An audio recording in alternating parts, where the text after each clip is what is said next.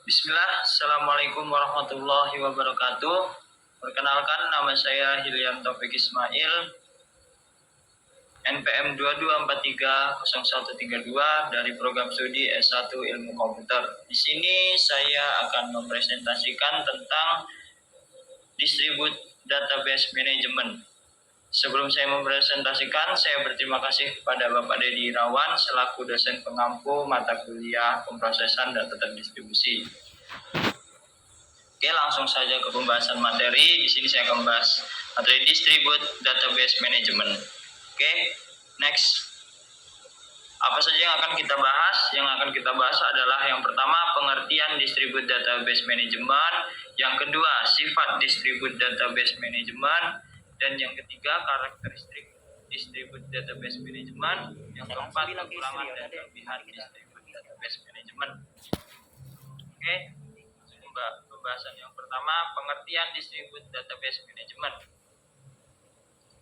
Secara teori, database adalah suatu sistem yang memproses input berupa data menjadi output, yaitu informasi yang diinginkan. Untuk memperoleh database yang handal perlu diperhatikan hal-hal seperti keamanan data, kualitas data, kemudahan akses, kemudahan pengolahan data, dan kemungkinan untuk pengembangan database tersebut. Pada database management system atau DBMS yang tersentralisasi, kegagalan pada suatu site akan mematikan seluruh operasional DBMS. Database terdistribusi adalah sebuah database yang diatur oleh sebuah database management system atau DBMS yang tersimpan secara fisik pada beberapa komputer yang terdapat pada beberapa lokasi dengan terkoneksi pada sebuah jaringan. Jaringan tersebut harus bisa menyediakan akses bagi user untuk melakukan sharing data. Oke, next. Selanjutnya, sifat database management system. Ini memiliki dua sifat, yaitu yang pertama adalah homogen. Artinya suatu database terdistribusi di mana data didistribusikan pada beberapa komputer dengan menggunakan DBMS yang sama. DBMS digunakan pada database terdistribusi untuk melakukan koordinasi data pada beberapa node. Yang kedua adalah heterogen. Adalah kebalikan dari sifat yang pertama, di mana data disebarkan menggunakan DBMS yang berbeda. Oke, selanjutnya yang ketiga adalah karakteristik database management system. Di sini dibagi menjadi 4. Yang pertama adalah masing-masing DBMS berpartisipasi dalam sedikitnya satu aplikasi global. Dan yang kedua, data pada masing-masing situs di bawah kendali satu DBMS. Yang ketiga, kumpulan data yang digunakan bersama secara logik tersebar pada sejumlah komputer yang berbeda. Dan yang keempat adalah data pada masing-masing situs dapat menangani aplikasi lokal secara otonom. Oke, next. Di sini selanjutnya kita akan membahas tentang kelebihan dan kekurangan dari database management system. Karena dalam sebuah database management system juga memiliki sebuah kelebihan dan kekurangan itu tersendiri.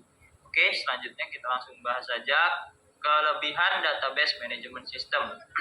Di sini saya hanya mengambil 5 contoh. Yang pertama adalah pengawasan distribusi dan pengambilan data. Jika beberapa site yang berbeda dihubungkan, seorang pemakai yang berada pada suatu site dapat mengakses data pada site lain. Contoh sistem terdistribusi pada sebuah bank memungkinkan seorang pemakai pada salah satu cabang dapat mengakses ke cabang yang lainnya. Oke, selanjutnya adalah reliability dan availability. Adalah sistem terdistribusi dapat terus-menerus berfungsi dalam menghadapi kegagalan dari site tersendiri atau mata rantai komunikasi antar site. Yang ketiga, kecepatan pemrosesan query. Contoh, jika site gagal dalam sebuah sistem terdistribusi, site lainnya dapat melanjutkan operasi jika data telah direplikasi pada sebuah site. Kemudian otonomi lokal, pendistribusian sistem mengizinkan sekelompok individu dalam sebuah perusahaan untuk melatih pengawasan lokal melalui data mereka sendiri. Dengan kemampuan ini dapat mengurangi ketergantungan pada pusat pemrosesan. Yang kelima atau yang terakhir adalah efisiensi dan fleksibel. Data dalam sistem terdistribusi dapat disimpan dengan titik di mana data tersebut dipergunakan. Data dapat secara dinamik bergerak atau disalin dan salinannya dapat dihapus. Itu tadi adalah beberapa kelebihan dari database management system.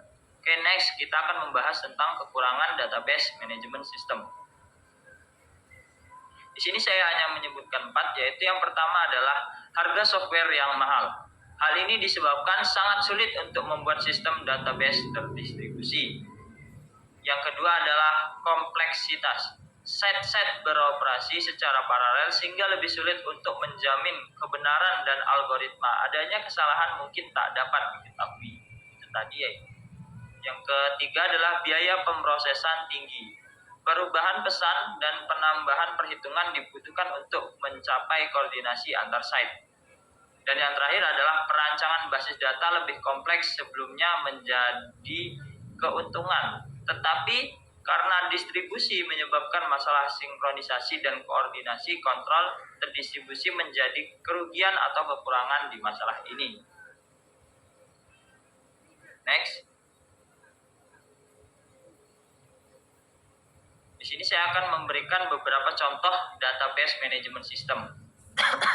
Yang pertama adalah MySQL. Dalam sistem manajemen database relasional berbasis SQL dan arsitektur client server, ini adalah salah satu DBMS yang paling banyak digunakan karena kompatibel dengan banyak platform komputasi seperti distribusi Linux, Windows, dan Mac OS. MySQL juga mendukung C, C++, Java, PRL, PHP, Python, dan Ruby. Kemudian ada PostgreSQL.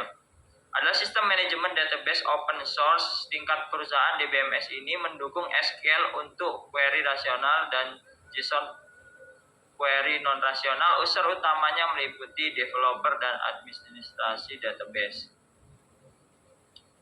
Dan selanjutnya, mungkin hanya ini yang dapat saya sampaikan dari database management system. Kurang lebihnya saya mohon maaf apabila ada salah kata datangnya dari saya pribadi. Saya akhiri presentasi ini. Wassalamualaikum warahmatullahi wabarakatuh.